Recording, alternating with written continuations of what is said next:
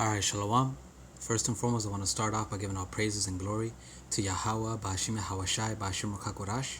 Double honors to the apostles and elders of Yasharah that rule well, and salutations to Yoakim out in the highways and the byways, preaching his word in truth and sincerity. To USA Shalom. And I just wanted to do a quick lesson, based on this video.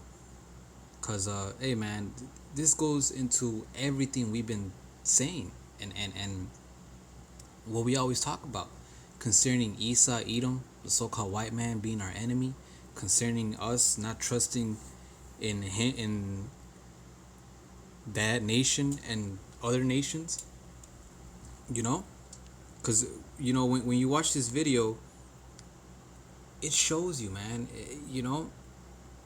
Now, I don't know how true this lady's story is, but it's not far-fetched. This is something Esau, Edom is known for, So I won't put it past them. It's. So I'm gonna play the video and then I'm gonna get some scriptures. 2 months ago, I decided I'm gonna take it and I'm gonna take Moderna. I went on the website and I said, I'm not taking it in Brooklyn. I want to go into the white people neighborhood. So I signed up online to Colombia and I put some white. The spirit prop me said, put on white because I'm already scared. And when I put some white, so when I went in to do that and I sat down, the lady that was going to give me the vaccine and she on the computer to make sure I have the right timing and I was registered to take the vaccine. She said, you're not white. She said, I can't give you this. And every hair in my body started to stand up. I didn't want to even, I said, I knew it said we wasn't getting the same vaccine as white people. So this is when I was in Harlem and I randomly struck up a conversation with a woman and she goes, I have 3 people in my family that died from the jab. I just have a... You see, so there you go. And Esau always does this, man. He gives us the shitty stuff, and he gives his people the best. I mean, he could care less about his own people as well, but he at least takes care of them better than us. Why? Because that's our enemy. All these nations are our enemies, but he's the main one. And this is what we've been telling you. Never trust your enemies. And as long as you so-called Negroes, Latinos, and Native Americans, and you speckled birds out there that may look like the other nations, but your spirit resonates back to these scriptures, as long as you keep trusting in everybody else but the Lord, you're always going to keep getting confounded. You're always going to keep getting backstabbed. Why? Because these motherfuckers do not care about you. Only the Lord does. See, she had to find out that way. We already know just based off the scriptures. Esau, Edom has an agenda out for us, man. And we've been saying it and we're gonna keep on saying it, man. Don't trust in this devil, man. Whenever he's the most greedy individual out there. So you know there's something up whenever he wants to say that, yeah, this is free, this is this and this is that. You should already be questioning on top of your head, But I'm gonna start with this scripture.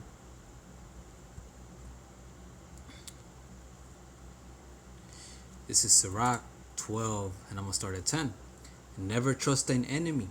See, key word, never. Not in this time, not just in this time, not in just for a couple months. No, never trust thine enemy, for like as iron rusted, so is his wickedness. Now the scriptures tell us clearly who it is, and it says words like enemies and adversaries and Satan, right? But even the history of this man should tell you, man, that he has done to our people, that he is our enemy, So why would you all of a sudden think he has a change of heart? He doesn't. The same spirit he had back then, he has today. And what is that? He wants to get rid of us as a nation. What do you think the lady said? Oh, you're not white. I can't give you this. She could have easily said, "Oh, you should have put you where it is. You know what? It's fine. It's we're all getting the same thing. Here is your shot. You know." But no, because Esau Edom knows this is a whole agenda he has going on, man. You could try to ignore it. You could try to say that we're crazy and all that, but the more you keep trusting him, the more right we're gonna seem, man. Because the Lord is not a man that he should lie, and we follow the ways of the Lord, and the Lord told us all of this, so we're gonna speak that. We're gonna rely on that. Live by it and speak on it, man. If you want to learn the hard way and don't want to listen to us, then go ahead. But if you do that, it might be too late. Because remember, Esau Edom wants to get rid of us as a nation. If it wasn't for the Lord, he would have been done it, man. It says, though he humble himself and go crouching, yet take good heed and beware of him. Right now will be an example like, oh, we have to get the blacks, Latinos, the Native Americans this shot. We have to do this. We'll do it for free. Do this, do that. That's him humbling. That's him crouching, right? So instead of, oh, you know what? He seems nice. You know what? He seems like he had a change of heart. Let's believe him. No, instead of that, do this. What? Take good heed and beware of him. If anything, be more aware of him. Like, hold on, this is not like him. What the fuck is he on? This nigga's a greedy motherfucker. What do you mean no free vaccine? Everything else we gotta pay for, but he wants to give this for us for free? Nah, something's up. It says, and thou shalt be unto him as if thou hadst wiped a looking glass, and thou shalt know that his rust had not been altogether wiped away. Right, and you're gonna end up finding out that, yup, he's still in the same bullshit. And because we know this, we try to warn the rest of our nation, but our nation is hard-headed, and they like to trust in everything but the Lord. So you guys are gonna get bit by the serpent. And when you realize that he's your enemy, and you realize he has no interest in your benefits, in your life, in your well-being, it's gonna be too late, man. It's gonna be too late, and there's nothing that you can do. Why? Because you already been warned. The Lord is gonna say, well, look, keep on trusting in him. Shit, I try to tell you. It says, verse 12, set him not by thee, lest when he had overthrown thee, he stand up in thy place. Right? Neither let him sit at thy right hand, lest he seek to take thy seat, and thou at the last remember my words and be pricked therewith. And you motherfuckers are letting this niggard sit on your right hand. And what is he doing? He's killing you. Why? Because he wants his birthright back. He wants to take your place. If you would just pay attention to us, none of this would happen. The Lord would have been back for us and fought for us. But you people, man, you're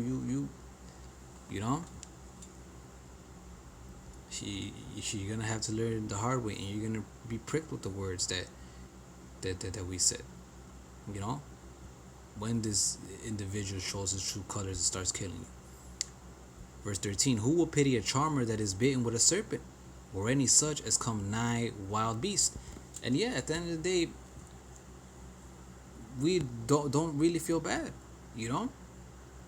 Why? Because you were told, and this niggard has been showing his horns for so long. It's like you gotta be stupid at this point to trust in him. So we really, when this happens, we laugh because it's like, look, idiot, do you not pay attention to history? Okay, don't mind us. Let's say you never heard us. What about history? You want facts? That's written, in your history books and all that about slavery and how you treated us, and So hey, we're gonna laugh, man. It says, who will pity a charmer that is bitten with a serpent, or any such as come now wild beast? Nobody, because it's like, look, we told you so. He did Esau Edom showed his true colors. He's been showing them. So once you get God, it's like, boo-hoo. You deserve it, to be honest. So one that goes to his sinners, they fight with him in the sins. Who will pity? For while he abide with thee, but if, for a while he will abide with thee, but if thou begin to fall, he will not tarry, man. You know, he'll be with you, you know, as long as he could use you. But once he doesn't, he's gonna leave, man. He's gonna let you fall, man. You know, an enemy speaketh sweetly with his lips, but in his heart he imagineth how to throw thee into a pit. And that's exactly what he's doing. He's speaking sweetly. He's saying that this jab is for our own good and to save and to do this. But in his heart is what? To overthrow us in a pit. You know, to overthrow us and throw us in a pit, to destroy us, in other words. He will weep with his eyes, but if he find opportunity, he will not be satisfied with blood. He's going to want more than your body. He's going to want your soul, man. This is the type of individual that we're dealing with.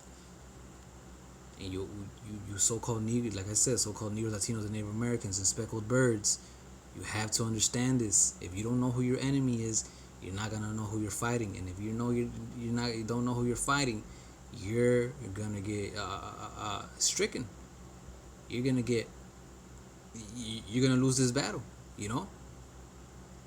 This is it.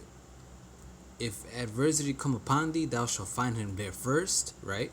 And though he pretend to help thee, yet shall he undermine thee. And that's exactly what he's doing, pretending to help us and all that.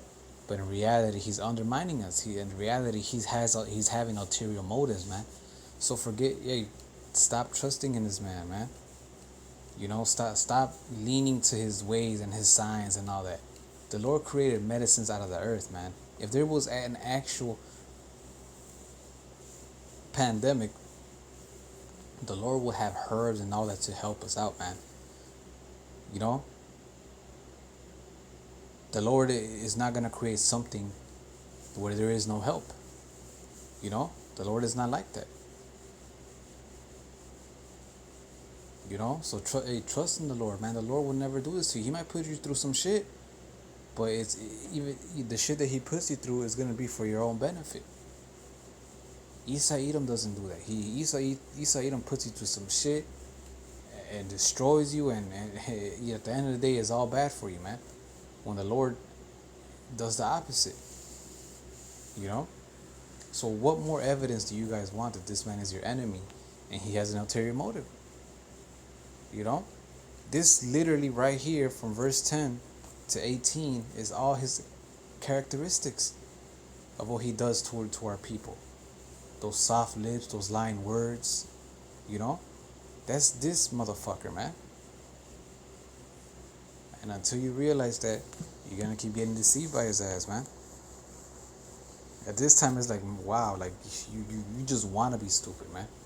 Cause there's facts, evidence, everything. Us, first and foremost, out there telling you who this man is.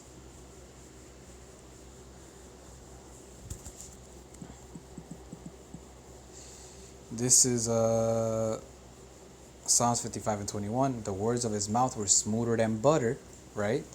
The whole narrative is for your own benefit, for your own good. We'll pay for it, do this, do that, right?